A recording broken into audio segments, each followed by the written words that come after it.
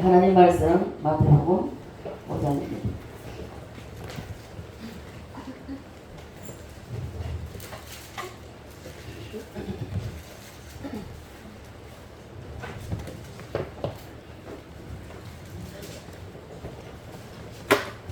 교도하시겠습니다.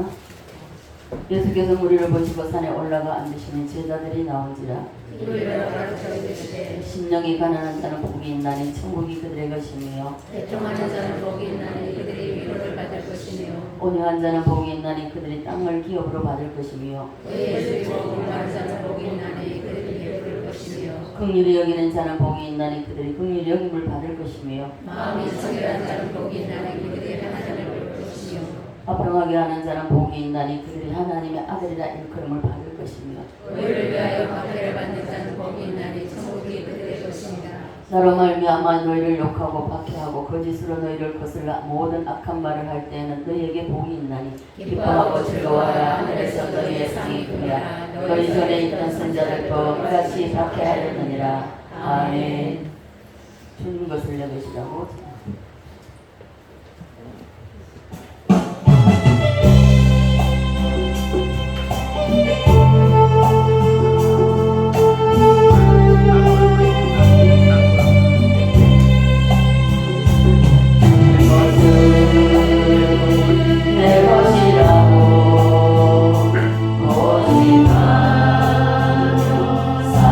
사랑하는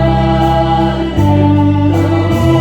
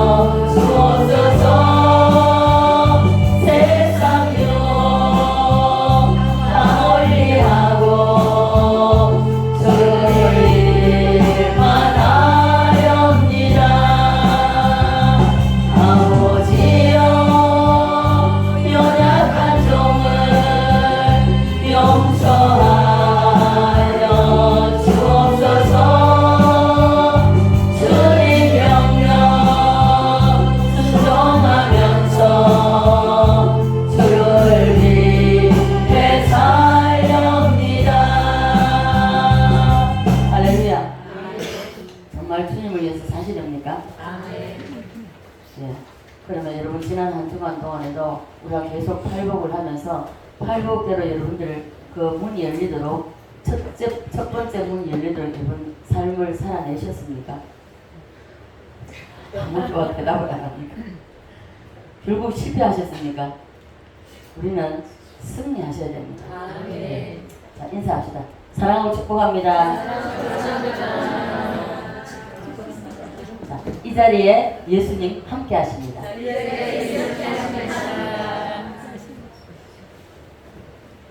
비가 오길래 우리 진집사님 오시겠구나 했는데 어젯밤에 안 그때 기도하면서 아버지 진집사 얼굴 좀 보게 해주세요 했는데 오늘 오셨습니다. 오늘 계속되는 이 팔복을 말씀을 드리는 것은 여러분 이 땅에 있으면서 살면서 우리가 주님 부름 받는 그날까지 우리가 이 팔복을 누려야 됩니다. 이 팔복을 이 땅에서 누려보셔야 돼요. 누려보시고 천국 가야 되겠습니까? 그래서 자, 첫 번째 우리가 뭐라 그랬죠? 제가 또 이제 자꾸 우리가 생각을 까먹을까 싶어서. 자, 우리가 세상의 복음 몇 가지라 했죠? 5가지. 뭡니까? 또. 예, 이거 뭐죠? 자, 수는 자, 오래 사는 거. 부는 부자로 사는 거. 자, 강은 자, 건강하게 사는 거. 덕은 예, 저기 이제 영광스럽게 사는 거. 또 종은요? 예, 잘 죽는 겁니다. 자, 이렇게 세상 복은 5가지입니다. 오래 살고 부자로 살고 건강하게 살고 덕 있게 살고 남에게 손가락질 받지 않고 영광스럽게 사는 거. 그리고 죽을 때 잘 죽는 거. 자, 이렇게 세상의 복은 5가지인데 이 복이 어떻게 오는지 어떻게 받을 수 있는지의 원리는 없습니다. 결론만 있죠. 네, 그래서 그러나 우리 주님은 자 하나님은 우리 만물 창조하시고 우리 모두를 창조하시고 아담을 복 주시기를 원하십니다. 창세기 1장 28절에 보면은 너는 복의 근원이 될지라 말씀합니다. 자, 우리에게 하나님은 복 주시기를 원하세요. 부모가 자식이 잘 되기를 원합니까? 망하기를 원합니까? 똑같습니다. 우리 하나님은 우리보다 더 하세요. 복을 주시고 싶어서 안달이 나신 분입니다. 몸살이 나신 분이에요. 자, 그래서 시편이 두껍지만 시편 1편에도 복 있는 자는 하시잖아요.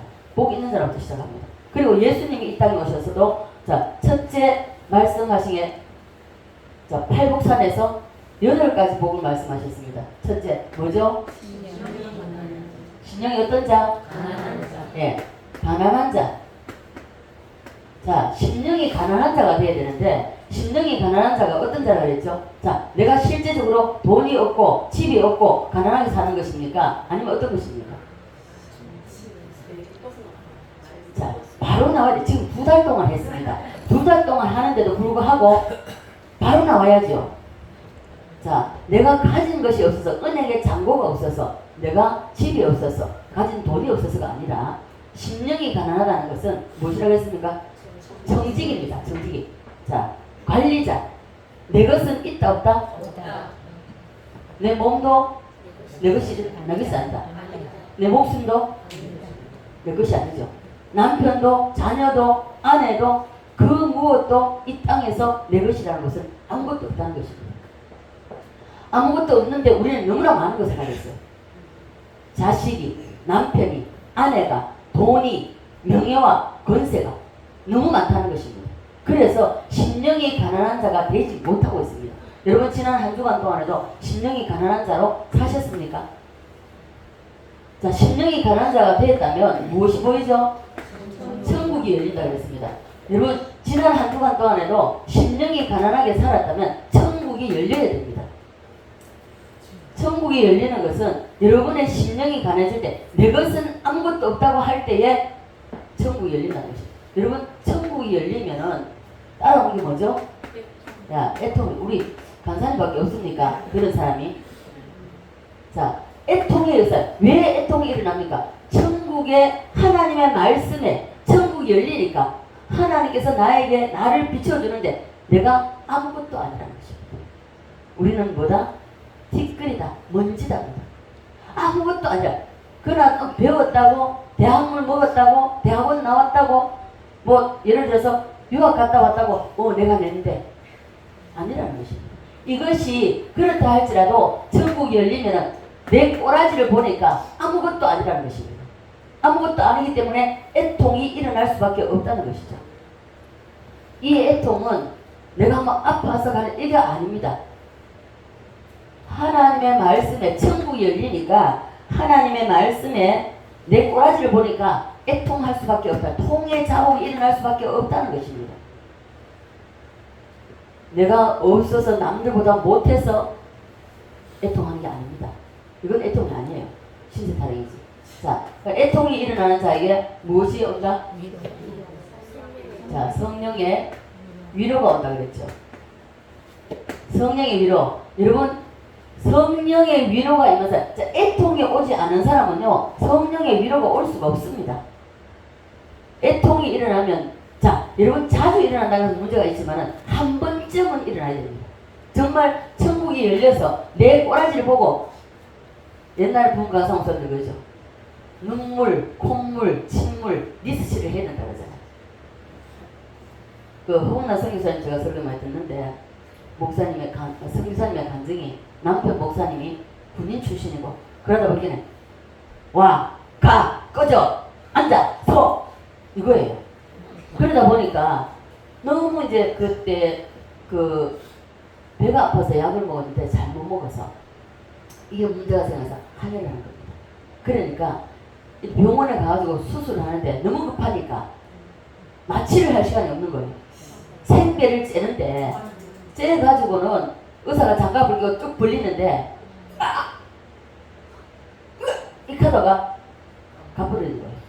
그래 가서 천국에 가서 주님을 만나고 그랬는데 뭐 천국 여러분 다 아시죠? 너무 아름다운 곳이에요. 그걸 떠나서 주님을 만나고 천사를 만나서 그리고 이제 고난 끝났다 음성이 들렸는데 그 음성을 듣고 아 내가 이제 죽는구나 이렇게 생각하고 두 가지죠. 아 이제 내가 이 어려운 환난 고통에서 내가 끝나는구나 이 두 가지를 생각했답니다.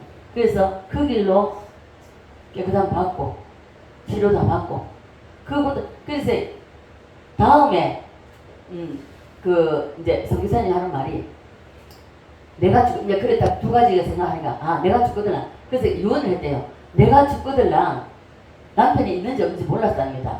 혹시나 전해달라고 남편 목사님 계셨는데 내가 죽거들랑 바로 재혼을 해라.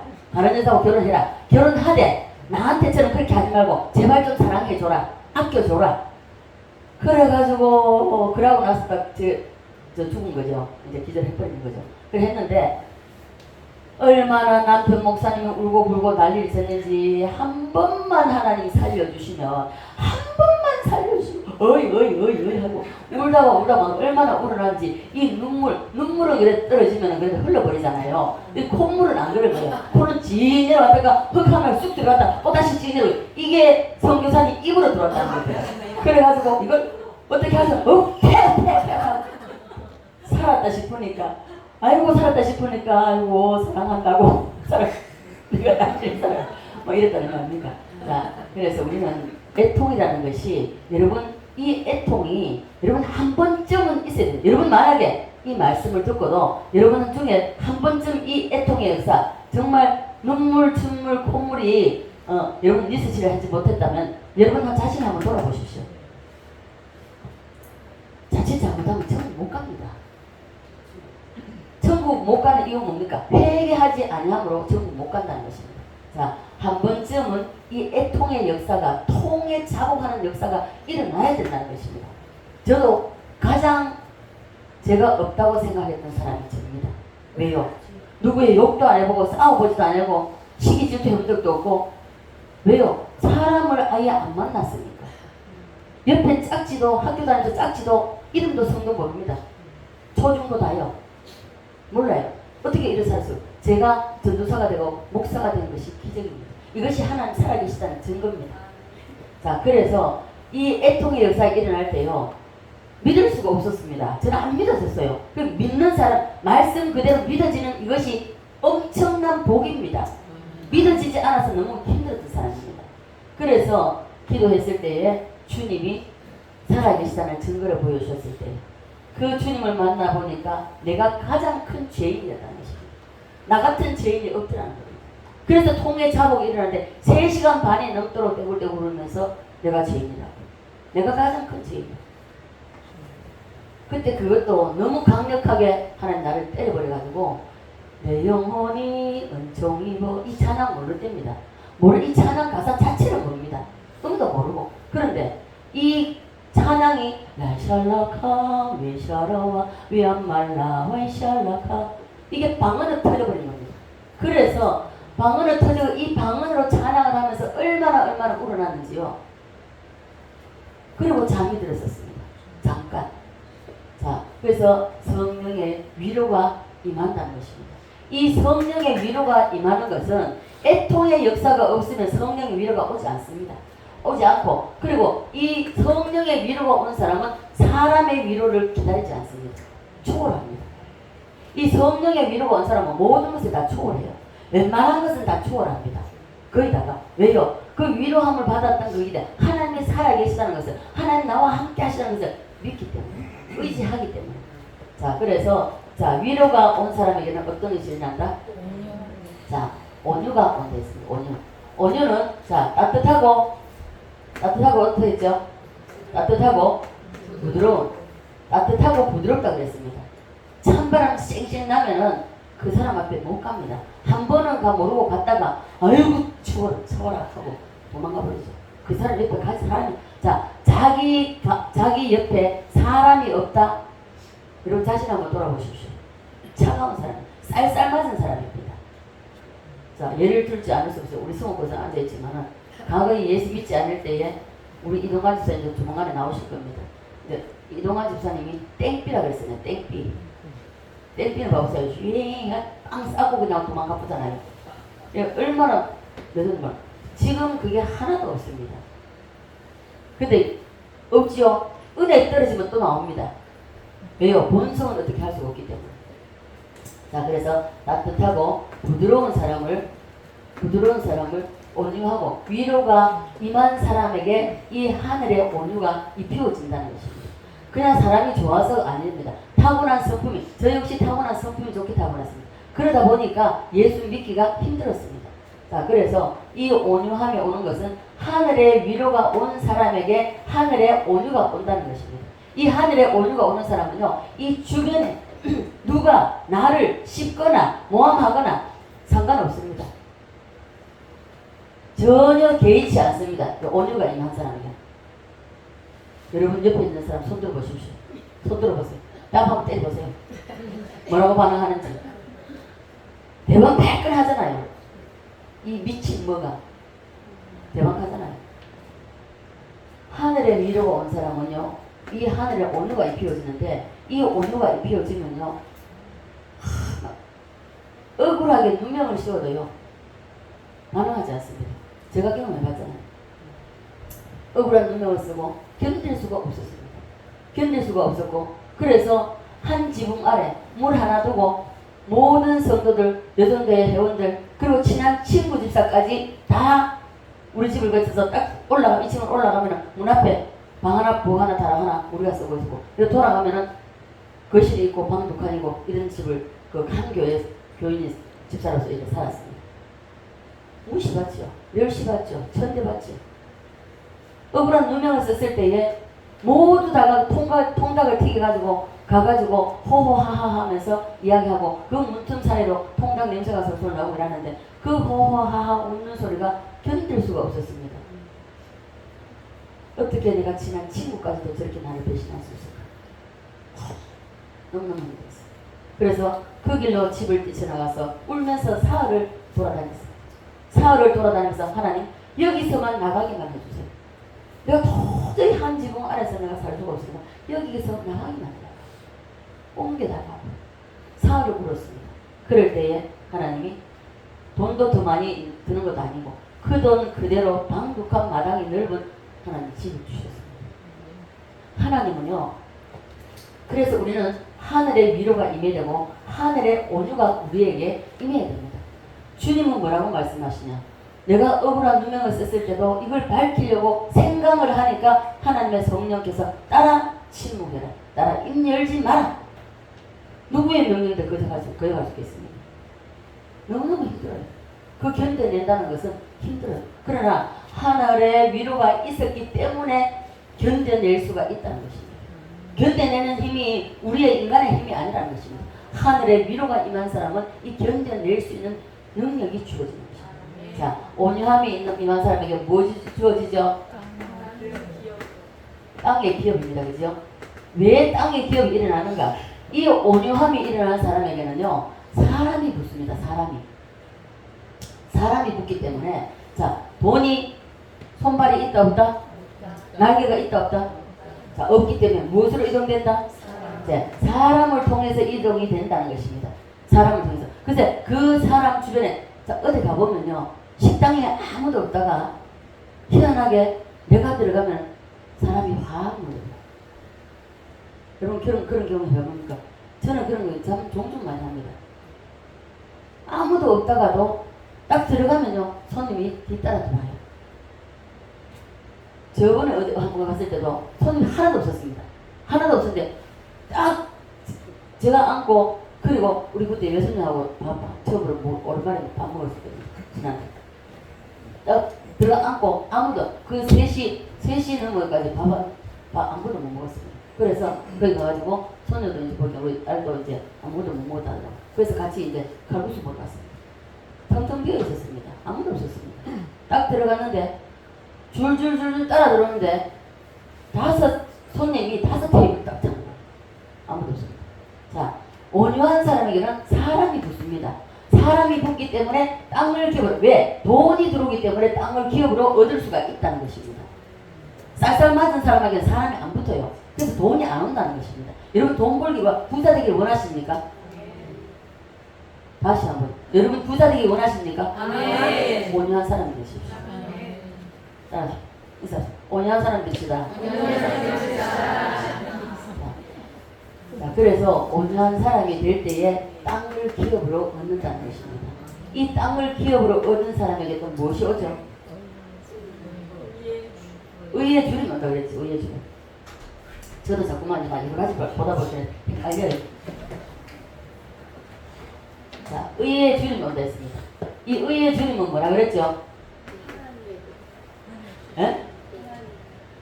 자, 의의 줄임이라서 배고픔이죠. 그죠? 배고픔인데 하나님의 의에 대한, 하나님의 말씀에 내가 빗나갈까 싶어서 여기에 초점을 두고 신경을 쓴다는 것입니다. 저 이 삶을 살아봤습니다. 어떻게 하면 내가 이 땅에 살아가는 날 동안 아버지를 기쁘시게 영원롭게 할 수 있을까? 내가 아버지의 말씀에 빗나가지 않고 말씀에 바로 서서 주님을 기쁘시게 하며 살아갈 수 있을까? 이게 의의 주님입니다. 근데 오늘 어떻습니까? 오늘 이 말씀을 듣고도 이 문을 나가면서 여러분 다 잊어버리고 내 마음대로 살아가잖아요. 이게 안 된다는 겁니다. 의의 주님이 이게 온다는 것은 아버지의 뜻에서 내가 잘못될까 싶어서. 그래서 제가 항상 그랬죠. 자, 여러분 아마 귀에 딱지가 안 될 겁니다. 여러분들이 깨어있다, 눈 뜨고 있는 게 깨어있는 것입니까? 기도한다고 깨어있는 것입니까? 아닙니다. 기도는 저는 4대 집안에 있는 사람을 봤습니다. 그럼에도 불구하고 주일 성수, 새벽기도, 모든 교회 행사, 여전도의 회장, 전국 여전도의 회장까지 했던 사람입니다. 그럼에도 불구하고 권사입니다. 가짜. 당신 권사만요. 제가 집사입니다. 구역장이 됩니다. 당신 집사만요. 저 권사만요. 당신 권사 아니라. 제가 감히 그 연세만은 권사님한테 그렇게 할 수 있습니까? 성령이 그렇게 하신 것이죠. 정신 차려야 됩니다. 그래 그 권사님이 그 말을 듣고 며느리를 갖다 반 잡았습니다. 그 다음 주 이제 그 다음에 저한테 그렇게 이야기하더라고요. 오만 욕을 나한테 욕먹고 며느리를 한다 그냥 반타작을 한 거예요. 그랬었는데 그리고 난 이후에 이 권사님 지금도 선산에 살아 계십니다. 제가 2년 전인가 그때 한번 갔다 뵙고 왔어요. 뵙고 왔는데 연세가 많으셔서 밖에 못 나가시고 그러는데 그때 그 소리 듣고 금식을 들어갔습니다. 금식을 들어가서 하나님께서 그것을 보여주시고 꿈으로 보여주시고 음성 들려주시고 그러면 정신 차리고 똑바로 신앙생활 바로 감사하다고 감사 답례로 그때 저한테 뭘 주셨는데 돈을 주셨는데 뭘 주는지 오래됐어요. 저는 기억이 안 납니다. 감사하다. 하나님께 감사하십시오. 다만 저는 도구로 쓰임 받았을 뿐입니다. 그래서 우리는 의의 주림이 일어나야 됩니다. 의의 주림이 없으면 안 된다는 거예요. 자, 말씀을 듣고 여러분 성경 저보다 다 더 잘 아실 겁니다. 저보다 더 많이 읽으신 분도 있을 겁니다. 그러나 아무리 성경을 많이 읽고 많이 안다 할지라도 머릿속에만 있으면은 이 하나의 지식에 불과한 거죠. 아무 소용이 없습니다. 말씀대로 살아내는 것만이 내 것이 되는 것이고 말씀대로 살아내는 것만이 말씀이 될 수 있다는 것이죠. 그래서 여러분 말씀대로 살아내야만이 깨어있다고 할 수 있는 것이죠. 66권이 머릿속에 다 들어앉아 있다 할지라도 말씀대로 살아내지 못하면 그건 장님입니다. 어둠에 속한 것이 소용없습니다.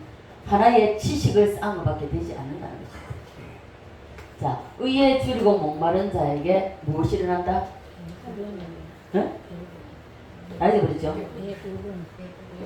의에 줄임에 하나님의 긍휼이 임한다 했죠. 하나님의 긍휼. 자, 우리가 긍휼이 없는 제사는 안 된다. 예수님도 말씀하셨죠. 자, 너희가 뭔가 형제가 잘못한 것이면 제단에 예물을 두고 가서 화해하고 와서 예배드리라고 했습니다. 자, 긍휼이 없다. 자, 내가 땅에 키우 내가 넉넉해야만이 자 의의 주름 될 수 있고 남을 돌아볼 수 있게 되고요. 내가 또 의의 주름이 일어나면은 내가 하늘의 말씀에 빗나갈까 싶어서 애쓰다 보면 이 하늘의 긍휼이 임한다는 것입니다. 배부름이 있어요. 아니. 내가 지금 헷갈리거든요. 성령의 위로고 이게 하나님의 긍휼입니다. 맞습니다. 하나님의 긍휼이 임하는데 이 하나님의 긍휼이 없으면 안 된다는 것입니다. 자, 우리가 이 땅에 살면서 남을 긍휼히 여길 줄 알아야 됩니다. 내가 남을 긍휼히 여기지 않으면 하나님의 긍휼이 내게 오지 않는다는 것입니다. 자기만 생각하고 자기 욕심만 차리고 자꾸만 자기 내 중심으로 해서는 안 된다는 것입니다. 내 중심은 절대로 안 됩니다. 자, 교회 나오면서도 신은 우리가 빠져나옵니다. 의의 주님의 그 다음에 만족이죠. 배부름이 있는 거죠. 죄송합니다. 자, 배부름이 옵니다. 만족하면 옵니다. 그죠? 이게 의의 줄 때 하나님의 말씀에 하나님의 뜻에 빗나갈까 싶어서 신경 쓰고 애쓰면서 살아갈 때에 만족함을 하나님께서 주십니다. 자, 내가 가진 것 아무것도 없어요. 내가 정말 그랬습니다. 처음에 제가 오갈 데가 없었을 때 아버지 내가 어디로 가야 됩니까? 정말 아무것도 없었어요.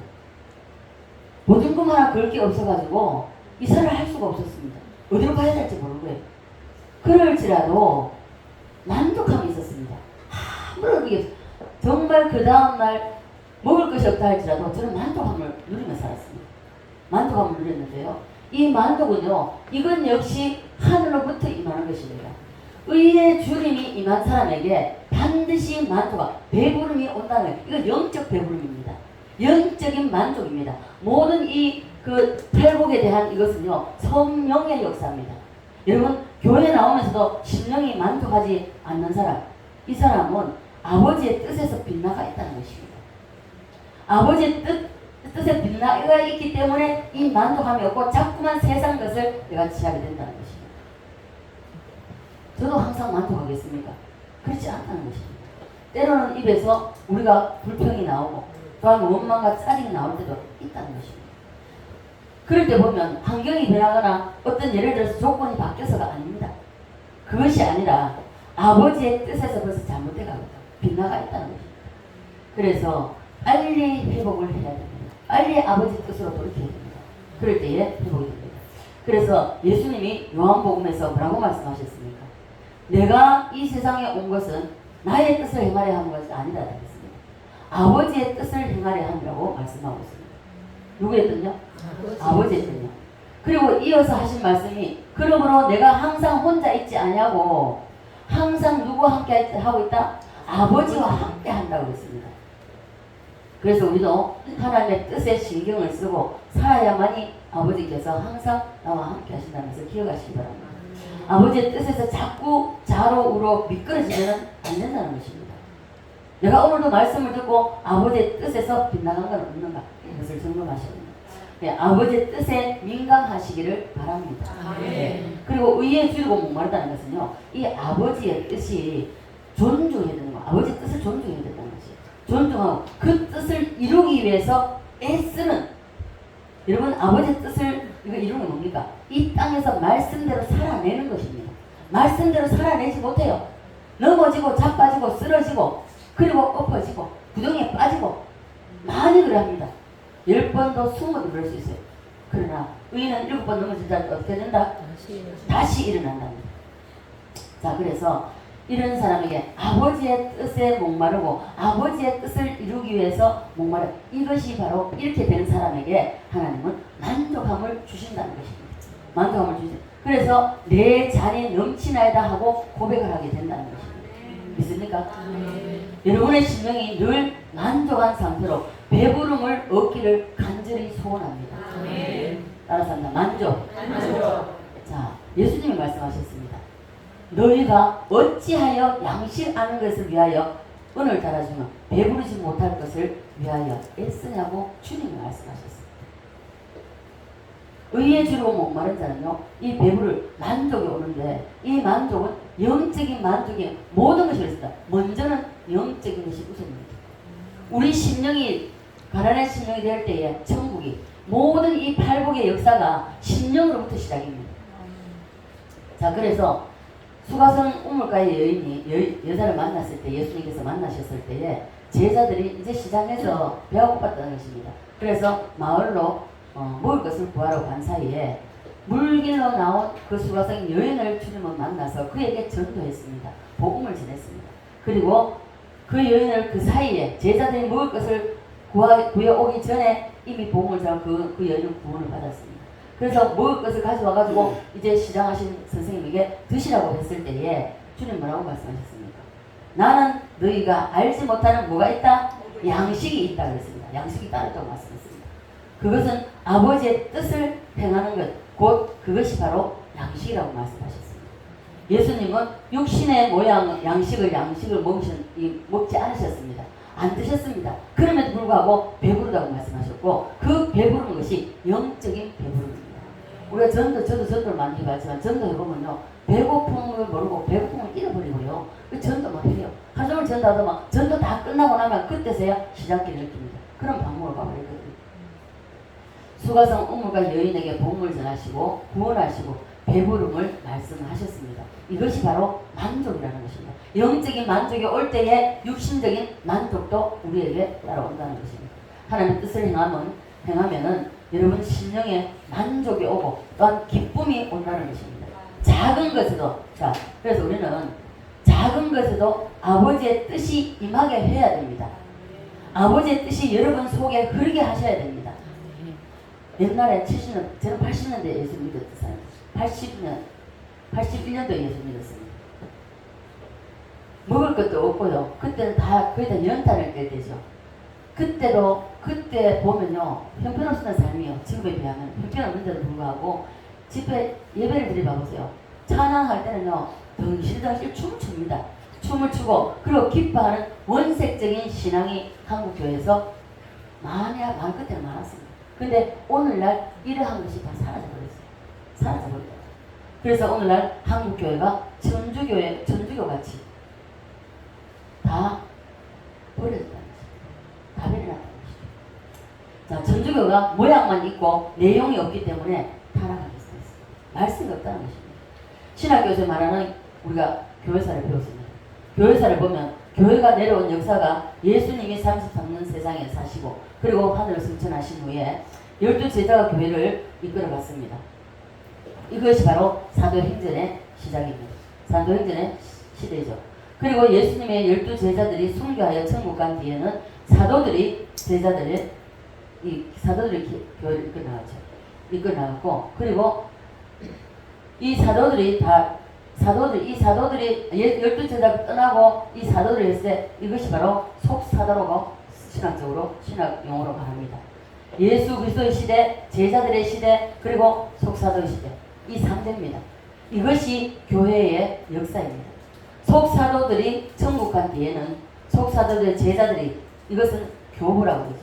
교부라고 하는데 이 교부 시대에 와서 교회가 전 세계로 퍼져나갔습니다. 퍼져나가면서 마태에 의해서 아프리카로, 도마에 의해서 인도로, 그리고 바울에 의해서 유럽으로 이렇게 교회가 확장되어 갔습니다. 요즘처럼 통신시대나 팩스나 이런 것이 없었기 때문에 같은 하나님을 섬기면서도 교회가 내용은 같은데 예배 드리는 형식이 다 다르다는 것입니다. 그래서 어떤 교회는 사도신경을 하고 어떤 교회는 사도신경을 안 하고 오늘날에도 사도신경을 안 하는 교회가 있습니다. 그래서 이것을 보고 교회를 하나로 통일하자 해서 생긴 것이 바로 천주교입니다. 천주교가 처음 시작은요 좋은 뜻으로 시작했습니다. 좋은 뜻으로 시작했기 때문에 이 천주교가 1000년을 지배해왔습니다. 자, 1000년을 지배했는데 천주교가 1000년 동안 지배해 내려오는 동안에 완전히 타락을 해버렸습니다. 하나님의 뜻, 이 아버지의 뜻을 쫓지 않고 천주교가 로마 전체를 기독교로 만들려는데 그 지역마다 토속 종교가 다 있었습니다. 토속 종교가 다 있었기 때문에 그래서 이 사람들이 뭐라고 제안을 했냐면은 우리가 종교 통일을 하면서 자기가 하는 데 있어서 종교 통일하는 데 있어서 다 하겠다 이겁니다. 하겠는데 그러나 한 가지씩만 양보하자. 한 가지씩만. 이것을 제안한 것입니다. 우리는 기독교 전체를 다 받아들일 테니까 우리가 가지고 있는 한 가지 이 여신상 이 우상 숭배하는 거 이것 하나만 용납해 달라는 것입니다. 이 제안을 했다는 것이죠. 그래서 천주교 마리아상이 천주교가 생기기 전에 있었던 이 여신상이 지금도 파면은 나온다고 합니다. 자, 마리아상이 천주교에서 만든 것이 아니라 이 여신상 로마 종교 바벨론 종교죠. 바벨론 종교인데 여기서 나오는 이 둔갑 마리아로 둔갑을 시켜놓은 것입니다. 그것을 가지고 그 여신상 그것을 받아주고 너희 천주교도 예수님을 낳은 자가 마리아니까 이것을 받아주고 마리아를 내세우라는 것입니다. 이것을 타입했다는 것이죠. 자, 그래서 천주교가 그것을 받아들였습니다. 받아들여서 오늘까지 우상을 섬기고 있는 것입니다. 여러분 잘 알아셔야 돼요. 우리 신학교 때문에 이거 다 배우거든요. 자, 그래서 이것을 잘 알아야 되는데 저 몰라요. 천주교가 그것을 받아들여서 오늘까지 우상을 섬기고 있는데 김수환 추기경이 살아있을 때에 행한 선행에 대해서는 우리는 인정할 수 있습니다. 그죠? 그러나 교리와 신앙에 대해서는 우리가 동의할 수가 없다는 것입니다. 우리는 바른 지각을 가져야 합니다. 말씀 위에 똑바로 서야 합니다. 그래서 천주교가 틀렸다 하여 종교개혁을 통해서 말씀으로 돌아가자. 초대교회로 돌아가자. 12제자가 이끌었던 그때로 돌아가자. 성경으로 돌아가자. 이렇게 해서 종교개혁이 일어났습니다. 천주교는요 10계명 중에 제2계명을 약화시켰습니다. 약화시켰고 마리아상을 만들고 그 2계명을 빼버린 것입니다.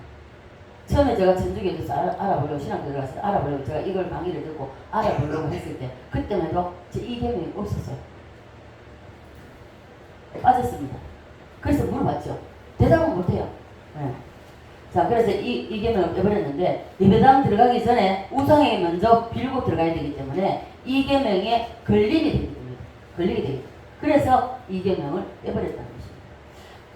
우리는 삼위일체 하나님만 믿는데 천주교에서는 마리아를 신격화하게 해서 그리고 마리아를 삼위일체까지 끌어올려야 했습니다.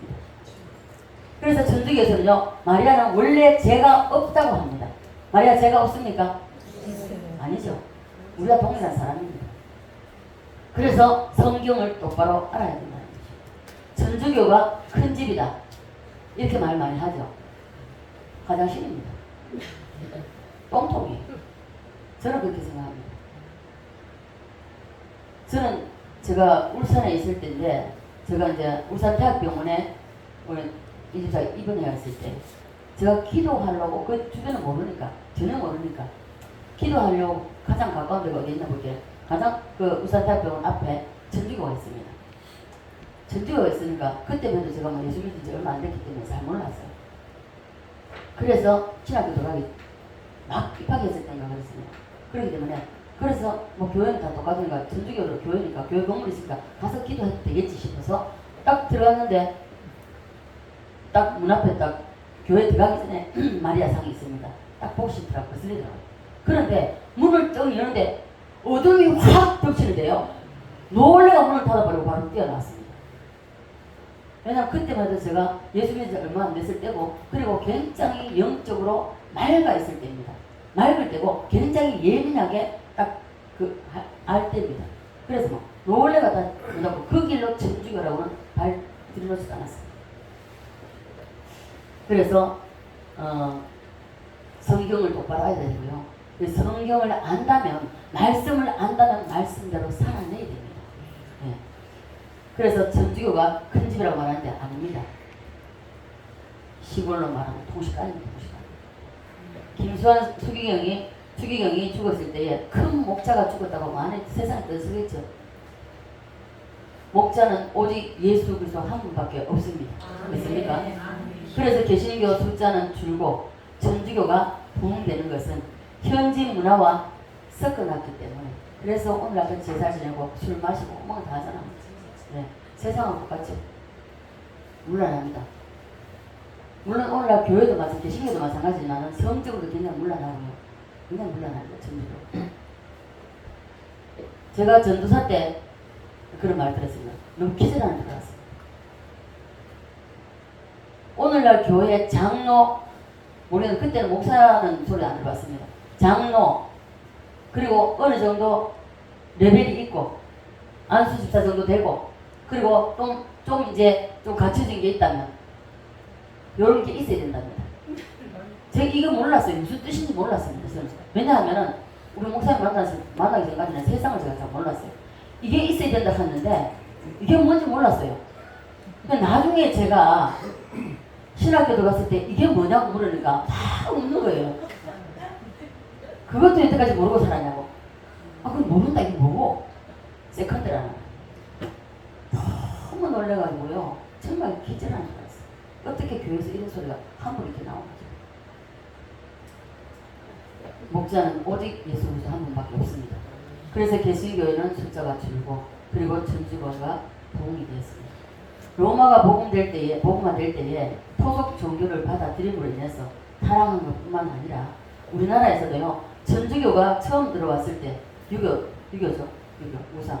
이 제사를 원래 반대했습니다. 그래서 제사를 반대하다 보니까 선교사들이 와가지고 복음을 전했을 때에 성도들이 제사 때문에 순교를 당해요. 순교를 당하니까 로마 교육청에 보고를 했습니다. 보고를 했는데 이 보고가 되니까 주교 회의에서 순교를 영광으로 생각하지 않는다는 것입니다. 영광으로 생각하지 않고 그래서 동양의 선교의 제사 문제가 늘 부딪혀서 사람이 자꾸 죽어나가고 하니까 제사를 수용하기로 결정을 해버렸습니다. 네. 그때부터 천주교가 제사를 지내기 시작해서 오늘까지 이어옵니다. 여러분 일단 살다가 이 땅에서 생명이 끝나면 끝입니다. 뒤돌아보지 마십시오. 제사 지내지 마십시오. 추도식 하지 마십시오. 저는 안 합니다. 저는 제가 기도하면서 깨달은 바가 있기 때문에 추도식도 안 합니다. 자, 그래서 여러분 확실하게 말씀을 아셔야 됩니다. 자, 그래서 옛날 교황 바오로 2세가 한국에 들어온 적이 있습니다. 뭐 몇 번 들어왔죠? 제 기억으로 한 2번인가 뭐 적어 있는데 제사 거부하다가 순교한 사람이 103명입니다. 서민들입니다. 103명인데 여의도에서 교황이 103명을 위해서 미사를 드렸습니다. 여러분 기억하시면서 저는 기억합니다. 네, 미사를 했는데 103명이 제사 때문에 순교했는데 성인으로 받들기 전에 제사 때문에 순교했으니까 이 제사를 폐지해야 되는데 폐지하는 것이 아니라 순교자들의 뜻을 받들어서 우리는 절대로 제사를 지내면 안 된다 해야 되는데 그렇지 않았다는 것입니다. 종교 간에 싸우지 말고 화합하자 이래가지고 그런 화합이라는 미명 아래에 우상 숭배를 허용해버렸다는 것입니다. 진리는 하나입니다. 진리는 변하지 않습니다. 그래서 개신교는 말씀으로 성경으로 돌아가자 해요. 갈랐었다는 것입니다. 그때 당시 천주교는요, 성경이 없는 사람들이 대다수였습니다. 제가 처음 예수 믿었을 때만 해도요, 이게 천주교 성경을 구하기가 힘들었습니다. 자, 그래서 성경이 많은 사람들이 안 가지고 있었고요. 감춰놓고 신문을만 본 거예요. 그리고 교리만 성도들에게 준 거죠. 그래서 그 교를 읽게 하고 그 교를 외우게 하고 이랬습니다. 자, 그래서 루터와 존 칼빈, 이 종교 개혁자들이 성경이 그렇게 되는지 보자, 내놔라, 싸우고 있는 거예요. 공개하라고 했죠. 그래서 안 하죠. 그래서 이분들이 종교개혁을 하면서 천주교와 개신교가 갈라졌던 것입니다. 여기서부터 개신교가 만들어졌습니다. 자, 개신교가 보니까 막 그때부터 막 붕괴하기 시작하고 성공을 하는 것을 보니까 천주교가 할 수 없이 뒤늦게 성경을 다 공개를 했습니다. 공개를 했지만은 그러나 성경을 부분적으로 고쳐서 나눠줬는데 그 중에서 마리아를 신격화해야 하니까 마리아가 예수님을 낳고 더 이상 자식을 낳지 않았다고 합니다. 맞습니까? 아니죠. 그래서 성경을 고쳐버린 것이죠. 마리아는 예수님을 낳은 후에 요셉을 통하여서 형제들을 낳았다고 성경은 기록합니다. 성경에 유다와 야고보도 있고 그의 형제들도 예수를 믿지 않았더라고 했습니다. 맞습니까? 믿습니까? 네. 천주교에서는 이 예수님의 형제들을 사촌들이라고 말하고 있어요. 저는 그 소리 들었습니다. 직접 들었습니다. 네. 성경을 마음대로 고치거나 바꾸면 안 됩니다. 믿습니까? 그래서 종교개혁이 일어났고요. 그리고 천주교는 형식만 남고 오순절날 성령 받은 사도, 이 사도행전에 있는 성령의 역사, 이 역사를 성도들의 심령에 있어야 할 이 팔복에 나오는 성령의 행렬, 이 행진이 없어져 버렸다는 것입니다. 오늘날도 동일합니다. 우리 한국교회가. 따라서 하늘나라, 하늘의 위로, 땅의 기업, 천만족. 아멘입니까? 이런 것은 전부 성령이 만들어내는데 이 성령이 만들어내는 것이기 때문에 성령을 받지 않냐고는 이건 이루어질 수 없는 것입니다. 네. 성령이 여러분 속에 집어넣는 것입니다. 네. 이것이 없어지고 자꾸 형식만 남고 의식만 남고 도포만 있고 거룩하게, 그죠? 거룩함을 나타낸다고 해서 속은 텅텅 비었는데 그게 되겠습니까? 안 된다는 것입니다. 오늘 예수님은 이 땅에 오셨을 때 어땠습니까? 서기관 바리새인들을 질책을 했잖아요. 그러니까 서기관 바리새인들이 예수님을 죽이잖아요. 자, 그런데 문제는 한국 교회가 또 천주교의 길을 가니까 5대 만에 다 무너져 버리는 것입니다. 종교개혁한 지가 500년이 지났습니다. 500년이 넘었는데 개신교가 천주교보다 더 많이 타락이 되어버렸습니다. 예배를 드려도 하늘의 위로가 없는 것은 형식과 외식만 남았기 때문입니다. 우리는 이것을 회복해야 됩니다. 맞습니까? 예배 드리면 하늘의 위로가 내려와야 되고요. 하늘 문이 열려야 됩니다. 특별히 자, 우리 교회 교인들이 아니었습니다. 우리가 저녁마다 기도를 하지만은 이 기도에 목사님 딸입니다. 무슨 교회지? 김성수 목사님 교회가 그게 나가요. 목사님 딸이에요. 그 목사님 딸은 아닙니다. 목사님 딸인데 우리 교회 와서 기도회에 참여하고 난리가 났어요. 기도 끝나고 나서. 왜 그러냐 하니까 목사님 하늘 문이 열려 있습니다. 이런 교회 보기가 드물었습니다. 하늘 문이 열려 있습니다. 일본의 성도들이 우리 교회를 놓고 기도했습니다. 그때 붕괴하려고 했을 때 이병 목사님 기도 끝나고 나서 목사님 큰일 났습니다. 사랑의 교회가 지붕 뚜껑도 없고요. 불이 붙어가지고 난리나. 불 끄러 가자. 한국에 사랑의 교회 불 끄러 가야 된다. 난리가 났었어요. 자, 그런데 이렇게 하늘 문이 열려있고 성령이 불이 임한 재단입니다. 그렇다면 여러분들에게 이 성령의 이 팔복의 역사가 여러분들 속에 임해야 된다는 것입니다. 이것이 일어나야 됩니다. 여러분 심령에 일어나야 되고 임해야 되고 그리고 여러분 삶에서 이것이 일어나야 됩니다. 예배를 드려도 하늘의 위로가 없다면 여러분 자신 돌아보십시오. 여러분 몸만 앉아있고 여러분 형식만 있지 여러분 알맹이가 없다는 것입니다. 이 하늘의 속성이 우리 속에 들어와야 됩니다. 임해야 됩니다. 그래서 우리는 영적 싸움에 있어서 중심에 서서 참 신앙을 회복해야 됩니다. 있습니까? 갈수록 아멘 힘이 없습니다. 있습니까? 두 손 들고 아멘. 자, 계속되는 팔복의 말씀은요, 인위적으로 사람의 힘으로 되는 것이 아닙니다. 이 모두가 다 성령의 힘으로, 성령의 능력으로 되어집니다. 아버지의 뜻을 붙잡고 사는 자, 이런 자에게는 이 세상에서 체험할 수 없는 참 만족이 이 성령의 역사로 말미암아 이 팔복의 역사가 팽전히 그대로 이루어져 흘러간다는 것입니다. 이 팔복의 역사 여러분들 다 체험하시기를 바랍니다. 우리 사랑의 교회 여러분 모두에게 팔복의 현상이 가슴 속에 다 일어나기를 간절히 바랍니다. 팔복의 역사가 매주일 살면서 여러분 삶 속에서 일어나야 됩니다. 그러니까 따라서 참만족. 우리가 참만족이 임한 사람에게 찾아오는 것이 바로 긍휼입니다. 긍휼. 따라오는 것이 긍휼입니다. 이 긍휼이라는 것은요, 남을 불쌍히 여기는 것이죠. 남을 불쌍히 여기는 마음인데, 이 불쌍히 여기면서 불쌍한 사람을 있는 힘껏 도와야 되는 것이죠. 그것이 바로 긍휼입니다. 긍휼이 여기는 자에게는 하나님께로부터 또한 긍휼이 임하게 됩니다. 믿습니까? 그럼 하나님의 긍휼이 여러분에게 쏟아지기를 원하십니까? 따라서 합니다. 긍휼은 불쌍히 여기고 도와주는 것. 아멘입니까? 하나님께서 여러분을 불쌍히 여겨서 도와주시기를 원하십니까? 여러분에게 하늘로부터 하나님의 긍휼이 임하기를 원하십니까? 하나님의 긍휼 입은 사람을 하나님께서 불쌍히 여기시고 이끌어 주십니다. 그러므로 하늘의 긍휼을 입기 원하신다면 나보다 연약한 사람을 불쌍히 여기고 도와줘야 된다는 것입니다. 믿습니까?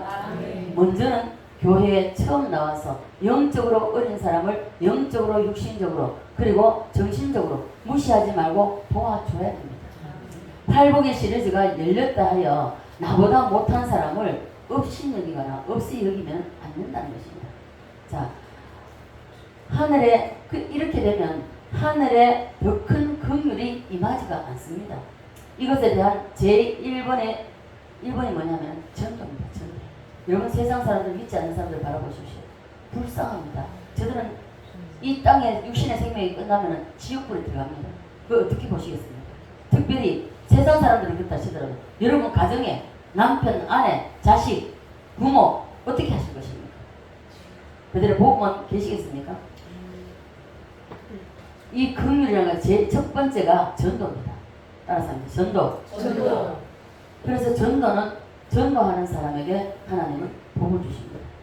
전도는 예수 안 믿는 사람을 보면 불쌍하기 때문에 그래서 예수 안 믿는 사람에게 예수 믿게 하는 그 복음을 전해야 되는 것이고요. 예수 안 믿는 사람을 보고도 불쌍한 생각이 안 든다면 여러분 아직 멀었습니다. 이 팔복의 문 앞에도 못 간 거예요. 네. 그리고 긍휼의 단계까지 간 사람은요 영적으로 깊어집니다. 점점 더 깊어집니다. 따라서 합니다. 천국을 얻고 위로를 체험하고 돈도 벌고 만족하면 여러분 이렇게 되길 원하십니까? 그렇다면 내게 참 만족이 오므로 그때 다른 사람에게 긍휼을 여길 수 있고요. 그 사람에게 만족을 줄 수가 있습니다. 영적으로 육적으로 모든 것입니다. 불쌍한 사람 도와주고자 하는 마음이 내가 그 마음이 있을 때에 진심으로 그것이 전달된다는 것입니다. 그러니까 참만족이 없으면요 다른 사람을 긍휼히 여길 여유가 없습니다. 내가 충만할 때 옆에 사람에게 긍휼한 마음이, 불쌍한 마음이, 여기는 마음이 생긴다는 것입니다. 그때 있는 힘껏 도와주게 됩니다. 그래서 긍휼의 제1은 전도입니다. 영혼 구원입니다.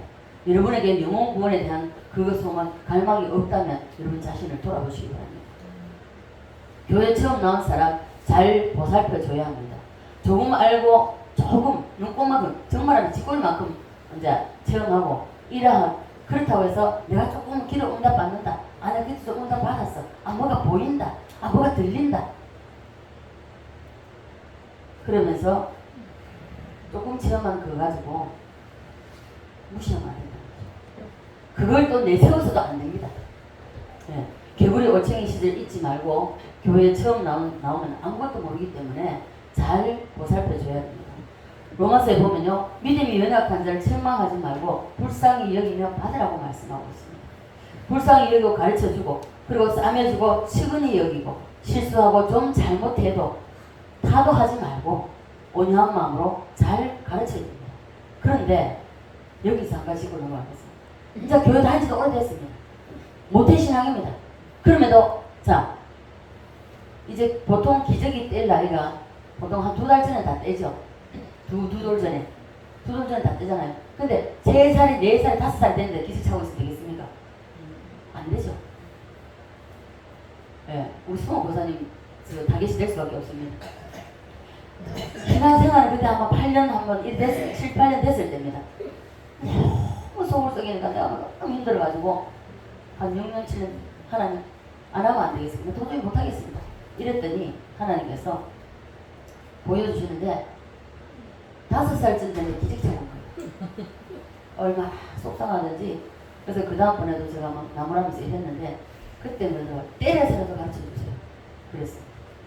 자, 그래서 아무것도 모르기 때문에 잘 보살펴야 됩니다. 그런데 이미 벌써 컸는데도 불구하고 그 앉아서 문제에서 똥을 좀 다 싸면 되겠습니까? 이때 회초리 들어야 되겠죠. 예를 들어서 돈 10만 원이 있는 사람은 10만 원도 없는 사람을 불쌍히 여겨야 됩니다. 자신보다 못하고 부족한 사람을 긍휼히 여기는 마음을 가져야 됩니다. 그리고 힘껏 도와야 됩니다. 그러면 하나님께서 긍휼을 베풀어 주십니다. 육신 세계에서도 아이들이 장난감을 가지고 싸우면 막 형을 달래잖아요. 이게 동생 줘버려, 동생 줘버려. 그리고 걔가 나 엄마가 나중에 더 좋은 거 사줄게. 또 그러잖아요. 그럼 안 그렇습니까? 네, 마찬가지입니다. 우리도 하나님께 받은 것을 흘려보내야 됩니다. 주면 주님이 기회다 되고 내가 더 좋은 거 줄게. 더 좋은 거 주세요. 더 많은 것을 주십니다.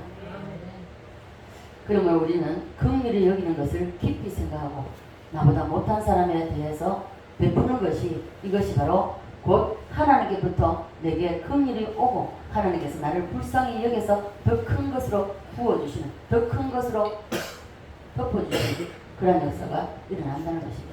하나님께서 여러분을 도와주시기를 원하신다면 그리고 하나님께서 여러분을 불쌍히 여겨주시기를 원하신다면 그러면 여러분보다 자신보다 더 못한 사람을 긍휼히 여기시기를 바랍니다.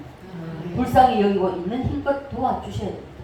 경제적으로도 힘들면 도와주고 그보다 영적으로 더 도와줘야 됩니다.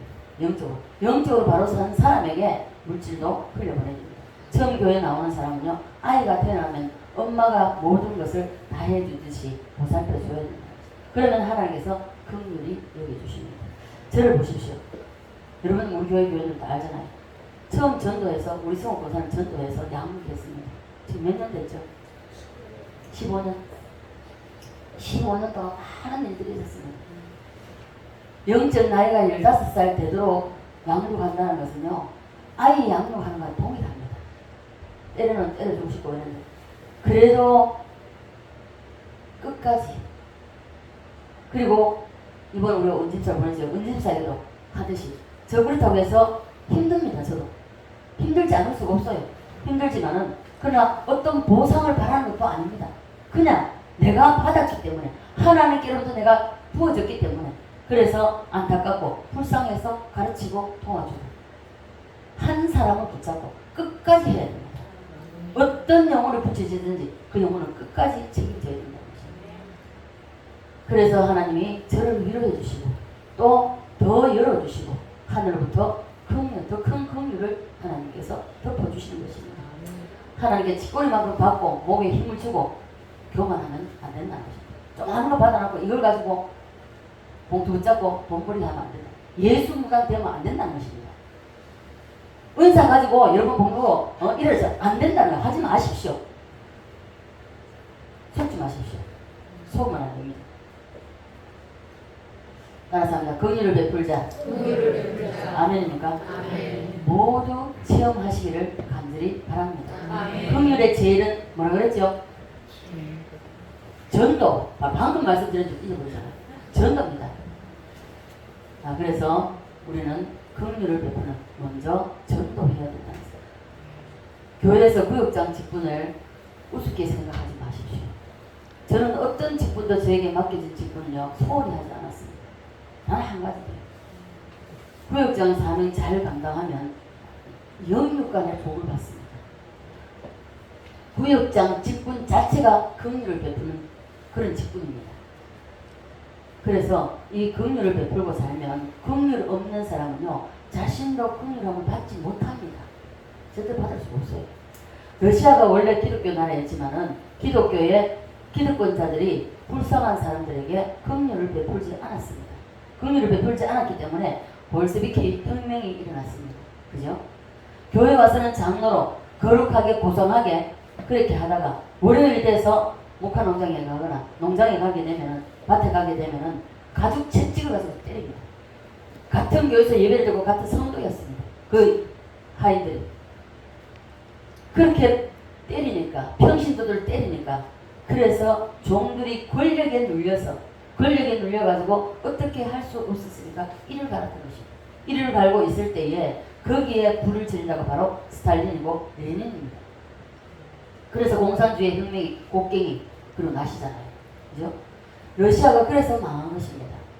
우리는 하나님께 받은 것 이상으로 긍휼을 베풀면서 삽시다. 대한민국에 공산주의가 참 많습니다. 그죠? 많은 것은 대기업들이 국민을 통하여서 우리 사람들을 통하여서 사업이 일어났다면 그렇다면 사소한 작은 사업은 어려운 사람들이 하도록 양보해야 되는데 그렇지 못하다는 것입니다. 삼성하고 모든 기업들 봐보십시오. 구멍가게까지 다 잡아먹잖아요. 오늘날 다 차리잖아요. 그래서 양보하지 않고 작은 것을 안 해야 되는데 이 기업이 하나의 일개의 국가가 되어 있습니다. 이래서는 안 됩니다. 우리가 한참 한국교회가 부흥이 일어날 때도 어땠습니까? 교회도 부흥이 됐다는 것입니다. 대형 교회들이 왜 존경을 받지 못합니까? 작은 교회들도 성장하도록 만들어줘야 하는데 그렇지 않고 대형 버스를 사서 다 훑어버리니까 다 훑어가지고 그냥 다 데려가 버리니까 그리고 예수 믿는 사람까지 다 끌고 가버립니다. 안 믿는 사람 정도 해야 되죠. 자, 그래야 되는데 긍휼을 베풀어야 되는데 그러하지 못했다는 것입니다. 우리 모두 여러분 모든 개인도 동일하게 긍휼을 베풀며 삽시다. 형제도 어려우면 도와야 자기가 잘 됩니다. 우리 모두 긍휼을 베풀어서 이 팔복의 원리를 여러분 잘 알아서 첫 번째 문부터 열려야 됩니다. 이 긍휼, 심령이 가난한 자부터 시작해요. 고리를 물고 열어집니다. 그래서 이러한 긍휼을 베풀어서 하나님께로부터 큰 긍휼이 저와 여러분에게 임하는 그러한 긍휼함을 받는 자가 되시기를 주 예수 그리스도로 간절히 축원드립니다. 살아계신 아버지 하나님, 은혜와 사랑에 감사를 드립니다. 오늘도 아버지 하나님 이 팔복의 아버지 진행된 팽례를 우리가 말씀을 전하고 들었습니다.